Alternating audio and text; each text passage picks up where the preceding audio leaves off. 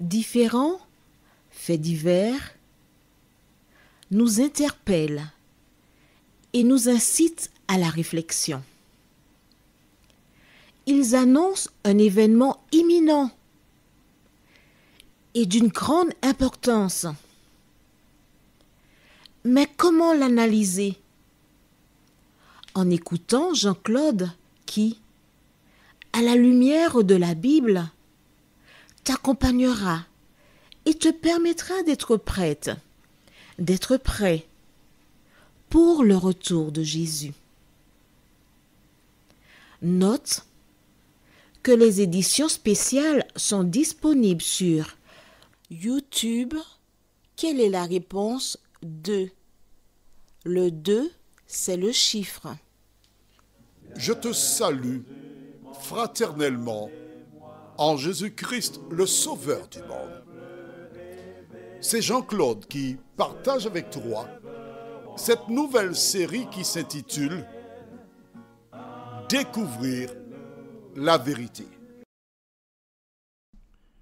Marco et Jean-Claude, eh oui, de la petite île de la Martinique, avons le bonheur de partager avec toi la parole à travers cette série « Découvrir la vérité ». Juste avant de voir, laisse venir. Prions. Notre Seigneur et notre Dieu. Merci. Merci pour le bonheur d'avoir la Bible.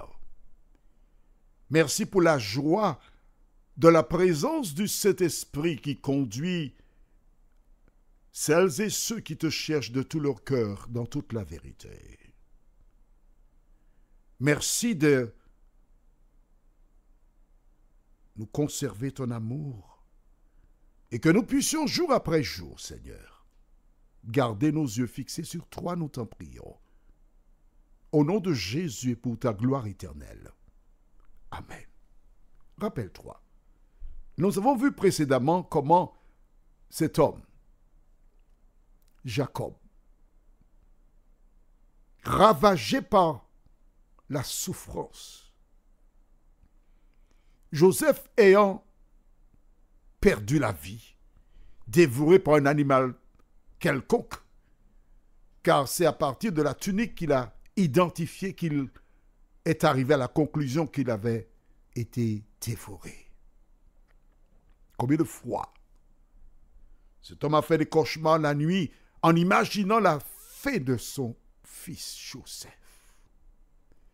Et maintenant, ses fils revenant d'Égypte sans Siméon, plusieurs films se bousculaient dans son cerveau en pensant encore à ce bébé, puis cet enfant, cet adolescent Siméon qu'il avait encore perdu.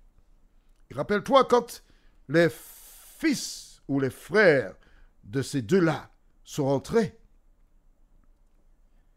Jacob avait déclaré dans Genèse 42, verset 36. Jacob, leur père, leur dit, « Vous me privez de mes enfants. Joseph n'est plus, Siméon n'est plus, et vous prendriez Benjamin. C'est sur moi que tout cela retombe. » Dans sa tête, il a dit, « Siméon n'est plus. » Joseph s'est acté, mais quand ils sont revenus sans Siméon dans sa tête, Siméon n'est plus. Et le sort s'acharne sur lui.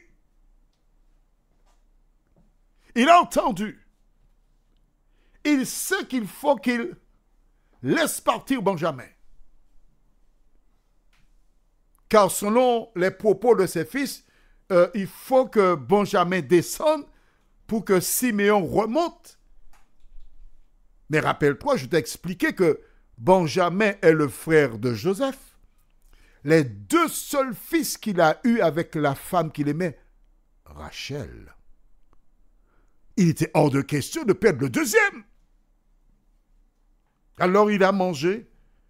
Et je présume que lorsqu'il mangeait, il a donc diminué sur sa ration, permettant que le temps passe, afin de retarder l'échéance.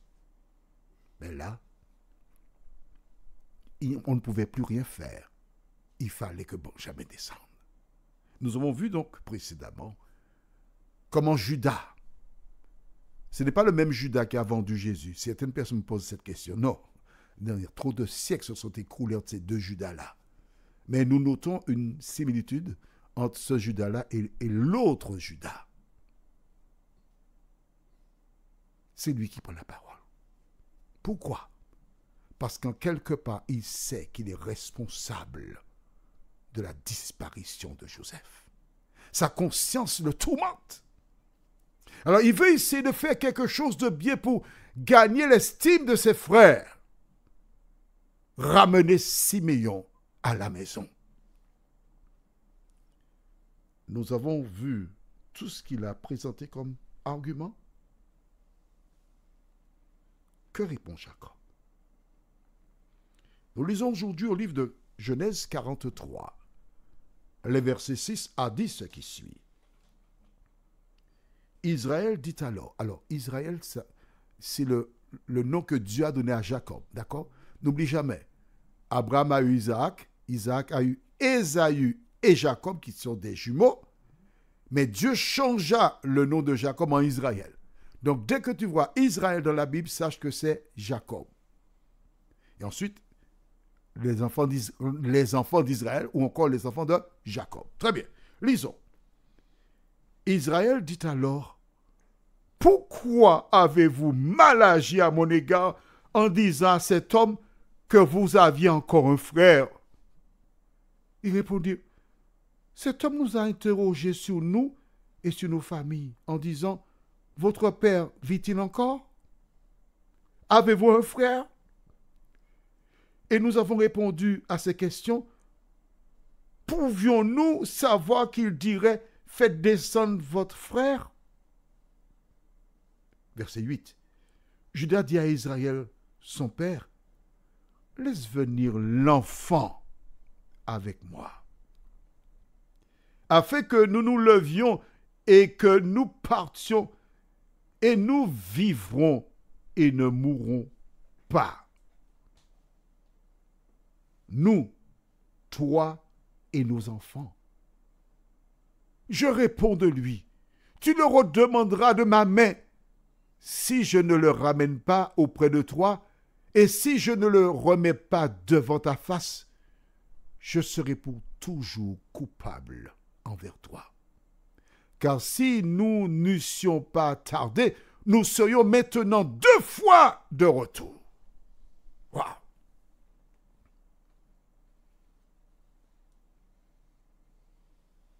Jacob sent qu'il faut laisser partir Benjamin. Il le sait. Mais il se bat. « Mais pourquoi avez-vous mal agi envers moi? Pourquoi avez-vous parlé de lui? » Mais dans la réponse, au verset 7, je voudrais que tu notes quelque chose avec moi. Ils répondirent, « Cet homme nous a interrogés sur nous et sur notre famille en disant, « Votre père vit-il encore? Avez-vous un frère? » Aille-toi ici. À aucun moment, l'homme l'a demandé, « Et votre mère? » Pourquoi? Il dit, « Avez-vous encore un frère? » Pourquoi n'a-t-il pas dit, « Avez-vous encore des frères? » On fait l'autopsie là. Comment cet homme pouvait-il savoir qu'il n'y a plus de maman, qu'il ne reste qu'un père et un frère? Cette question ou ces 2 questions étaient là pourquoi? Pour savoir si ces personnes sont vivantes. C'est quelqu'un qui doit nous connaître, qui est là. Est-ce que tu suis mon raisonnement? Mais ils ont répondu. Ils ont répondu. Et voici Judas qui revient à la charge, qu'il apporte de nouveaux éléments, parce qu'il sent que son père est en train de lâcher prise. Il voit bien que le père n'a pas le choix. Il faut que Benjamin descende. Alors il continue, il accentue, il cherche à convaincre son père, de telle sorte que Benjamin descende. Par ce biais, ils auront certes de quoi manger, mais surtout, ils feront sortir Siméon de prison. À la lumière de ce que nous découvrons, une question subsiste. Pourquoi n'ont-ils pas dit la vérité? Vois-tu, lorsque l'homme, quel qu'il soit, commet un péché, il évalue, réfléchit et cherche toujours une solution humaine. Mais en cherchant cette solution, on commet encore plus d'erreurs. Et c'est ce qui s'est passé.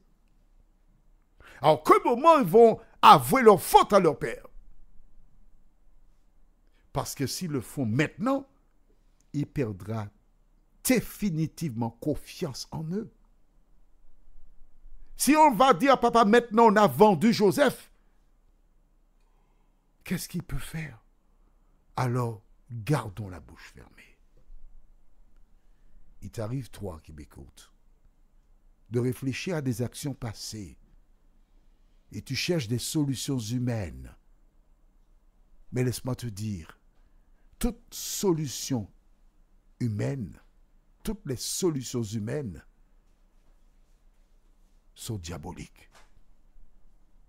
Les seules solutions qui sont bonnes, elles se trouvent à partir de la parole de Dieu. En faisant ce que dit la parole, tu as la bénédiction et l'accompagnement de l'Éternel des armées qui seul trouve la solution. David cherchait une solution humaine par rapport à la grossesse de Bathsheba. Mais Dieu, lui, avait la bonne solution. En utilisant sa solution, il a connu beaucoup de revers, beaucoup de difficultés. Alors pourquoi veux-tu faire comme David? Prions, notre Seigneur et notre Dieu. Merci pour ta présence. Merci pour la grâce. Merci pour le salut. Merci pour l'assurance que tu te trouves près de nous. Merci pour Jésus qui un jour reviendra nous chercher, de nous aider jour après jour, à vivre pour lui au nom de Jésus pour ta gloire éternelle. Amen.